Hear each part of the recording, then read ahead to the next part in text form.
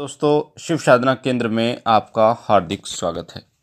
कई लोगों का ये प्रश्न होता है जी, गुरु कहाँ मिलेंगे और हमें गुरु नहीं मिल रहे क्योंकि हम साधना करना चाहते हैं, पर हमने सुना है कि बिना गुरु के साधना नहीं करनी चाहिए या बिना गुरु के साधना सफल नहीं होती। तो क्या बिना गुरु के साधनाएं कर सकते हैं या ऑनलाइन भी गुरु धारण कर सकते हैं? ये बहुत सारे लोगों के प्रश्न होते हैं। देव कृपा अगर हमें पानी है तो गुरु हमें कहाँ मिलेंगे? तो आज की वीडियो में मैं आपको बताने जा रहा हूँ कि भगवान शिव को आप अपना गुरु धारण कैसे कर सकते हैं। भगवान शिव आदि गुरु कहलाते हैं और गुरु परंपरा जो है वो भगवान शिव के द्वारा ही आगे बढ़ी है।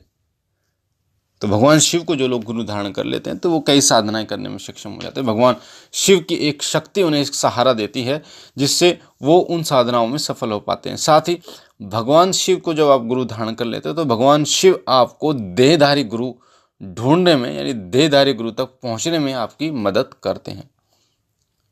भगवान शिव ही ऐसे देव हैं जो गुरु रूप में भी पूजे जाते हैं, जो इस ब्रह्मांड में जिनकी शक्ति व्याप्त है, जो अपने भक्तों को सदैव अभयदान देने वाले देव हैं। तो अगर आपको भगवान शिव को गुरु धारण करना है, कोई भी देव कृपा आपको प्राप्त करनी है, तो आप भगवान शिव को गुरु मानकर उनको गुरु धारण कर आप देव कृपा प्राप्त कर सकते हैं, अपने इष्ट देव की साधना कर सकते हैं।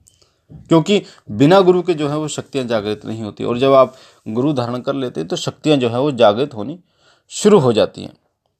अब बात करते हैं कि भगवान शिव को गुरु धारण करें तो कैसे करें और कौन कौन सी आप साधनाएं कर सकते हैं। तो सबसे पहले तो मैं आपको बता दूं कि देहधारी जो गुरु होता है वो आपके लिए बहुत महत्वपूर्ण होता है। हालांकि भगवान शिव को गुरु धारण करके भी आप साधनाएं कर सकते हैं, पर सभी साधनाएं नहीं कर सकते। अगर आपने कोई देहधारी गुरु धारण कर रखा है तो वो आपको भोग बता सकता है, आपके सामने बैठ के आपको साधना करा सकता है, माला जाप करा बता सकता है, मंत्र आपको बता सकता है, आसन जप बता सकता है, अनुभव भी आपको बता सकता है किसी भी साधना के, जो साधना आपको बताएगा। पर भगवान शिव की जब आप साधना करते हैं तो भगवान शिव तो आपको बताने के लिए नहीं आते। भगवान शिव को जब आप गुरु धारण कर लेते हैं तो उसका फायदा यही होता है कि एक गुरु का एक सहारा आपको मिल जाता है। वो शक्ति जो है वो गुरु से ही चलती है, तो वो शक्ति को चलने के लिए गुरु की आवश्यकता होती है, गुरु नाम की आवश्यकता होती है, वो उन शक्ति को प्राप्त हो जाता है। पर कुछ साधनाएं ही ऐसी हैं जिनको आप भगवान शिव को गुरु धारण करके कर सकते हैं। अब जब कई लोग ऐसे बोले कि जो जैसे बाबा बीर बुला की इनकी साधना या उग्र साधनाएं हम कर सकते हैं भगवान शिव को गुरु मानकर, तो उन साधनाओं को आप नहीं कर सकते। मैं आपको बताऊंगा कौन सी साधनाएं आप कर सकते हैं, पर कोई गलती हो जाती है तो भगवान शिव आपको बताने नहीं आते। एक जो देहधारी गुरु है तो वही आपको इन चीज़ों के बारे में बता पाता है। और सौम्य जो साधनाएं होती हैं, सौम्य साधनाओं को ही आप भगवान शिव को गुरु धारण करके कर सकते हैं, ना कि उग्र साधनाओं को। तारा महातारा उग्र साधनाएं, इन साधनाओं को नहीं कर सकते। मरगट काली साधना, इन साधनाओं को आप भगवान शिव को गुरु मान के नहीं कर सकते। भगवान शिव को गुरु मानकर आप भगवान कृष्ण की साधना, भगवान राम हनुमान जी की साधना आप कर सकते हैं। वैदिक मंत्रों का जाप आप कर सकते हैं। वैदिक मंत्रों में भी सौम्य मंत्रों का जाप आप कर सकते हैं, ना कि उग्र मंत्रों को। अगर भगवान शिव ही आपके गुरु हैं तो भगवान शिव आपके इष्ट देव भी हो सकते हैं। ऐसा नहीं है। कई लोग कमेंट करते हैं कि क्या भगवान शिव को ही हम गुरु धारण करते हैं और भगवान शिव ही हमारे इष्ट देव हो सकते हैं? तो बिल्कुल हो सकते हैं। भगवान शिव आपके इष्ट देव हो सकते हैं। और गुरु पूजा तो गुरु गोरखनाथ जी महाराज से आपको सीखनी होगी।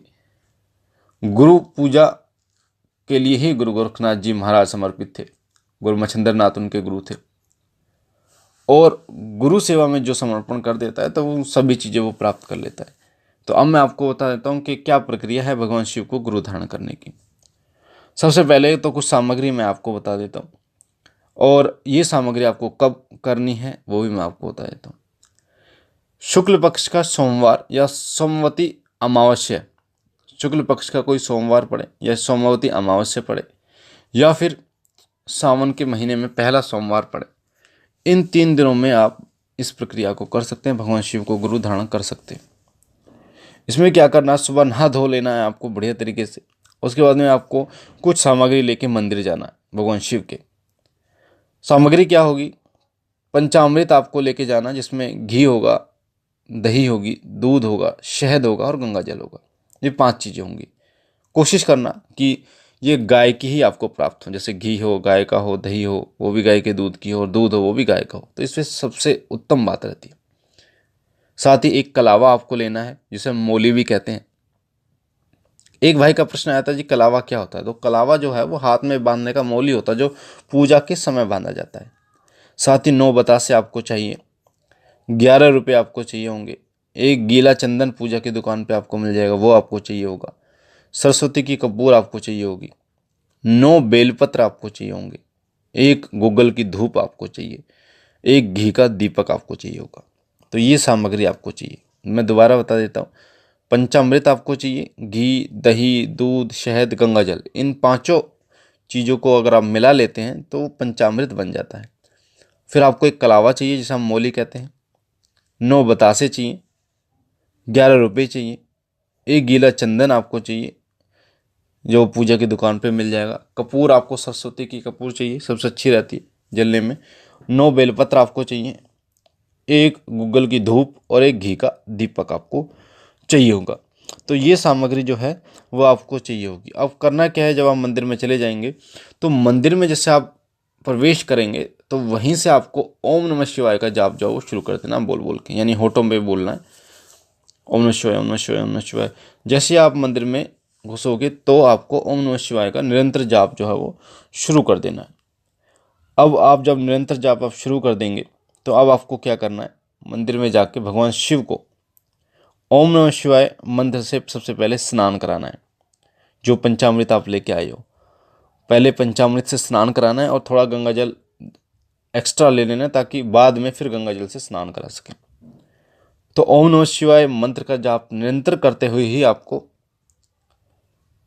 ओम नमः शिवाय जाप जो मंत्र उसका निरंतर जाप करते हुए ही आपको स्नान कराना है भगवान शिव को।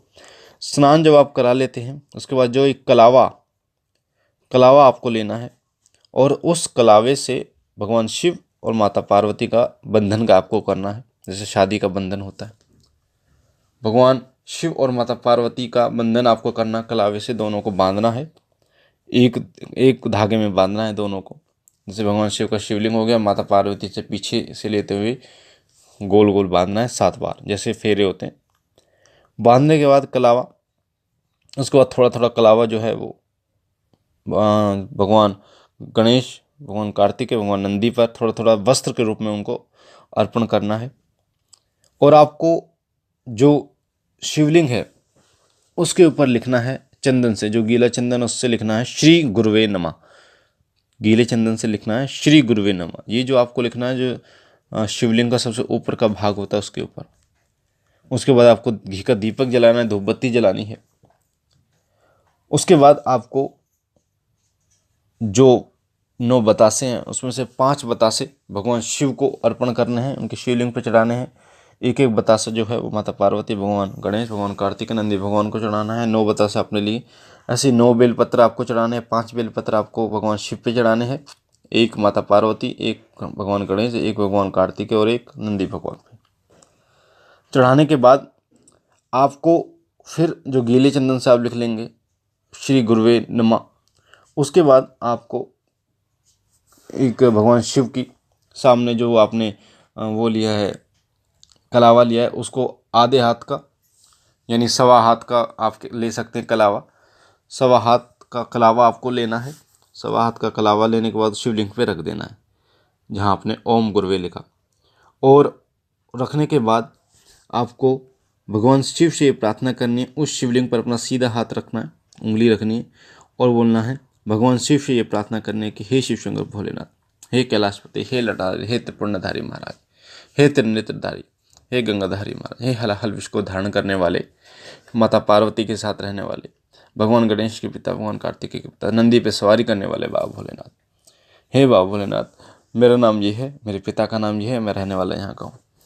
मैं इस साधना को, अगर आप कोई साधना करने जा रहे हैं उस समय पे, या फिर अपने इष्ट देव का नाम ले सकते हैं, मैं इन देवता की साधना के लिए, इन देवता की सेवा के लिए आपको गुरु धारण करना चाहता हूँ। कृपा करके मुझे अपने शिष्य के रूप में स्वीकार कीजिए। कृपा करके मुझे अपने शिष्य के रूप में स्वीकार कीजिए। कृपा करके मुझे अपने शिष्य के रूप में स्वीकार कीजिए। इस प्रकार से 3 बार आपको बोलना है।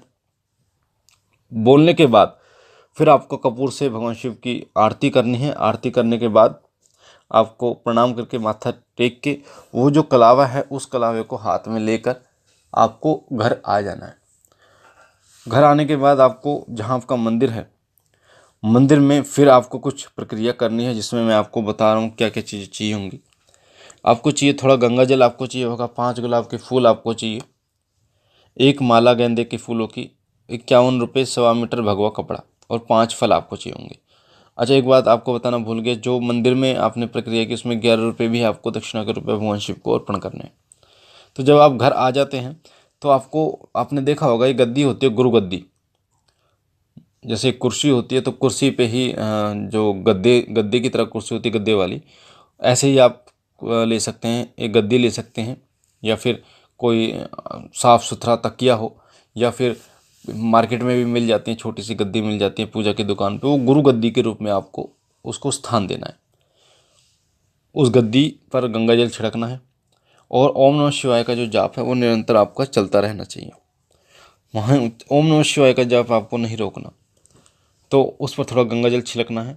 और गंगा जल छिड़कने के बाद आपको जो 5 गुलाब के फूल हैं उन्हें भगवान शिव का नाम लेते हुए वहाँ पर अर्पण करना है। और फिर जब आप भगवान शिव का नाम लेते हुए फूल अर्पण करेंगे तो ओम श्री गुरुवे नमः, ओम श्री गुरुवे नमः का जाप आपको करना है। और 5 गुलाब के फूल आपको उस गद्दी पर अर्पण करने हैं, माला आपको उस गद्दी पर अर्पण करनी है, 51 रुपये उस गद्दी पर रख देने हैं, और 1.25 मीटर भगवा कपड़ा आपको उस गद्दी पर रख देना या फिर बिछा देना, 5 फल भी आपको रख देना। इस प्रकार रखने के बाद फिर वो जो कलावा आपने लिया है उस कलावे को आपको अपने हाथ पे खुद बांधना है, किसी से नहीं बंधवाना।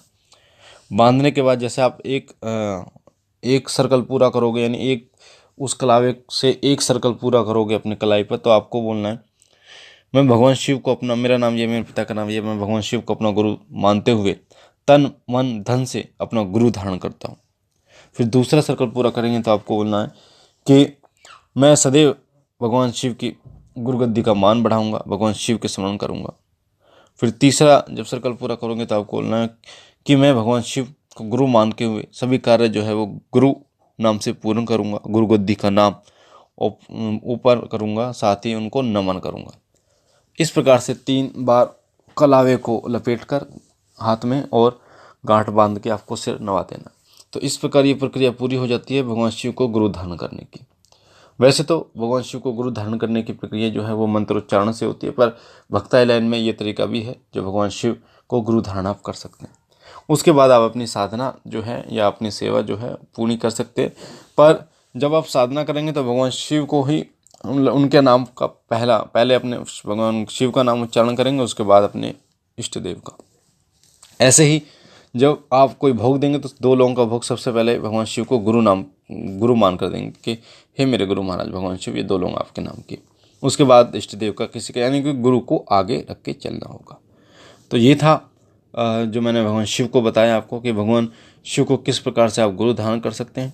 साथ ही कई लोग कहते हैं जी गुरु मंत्र कैसे मिलेगा, तो ओम नमः शिवाय का हम निरंतर जाप कर सकते हैं, तो ओम नमः शिवाय जो है वो गुरु मंत्र का कार्य आपका करेगा। तो मुझे आशा है ये जानकारी आपको पसंद आई होगी।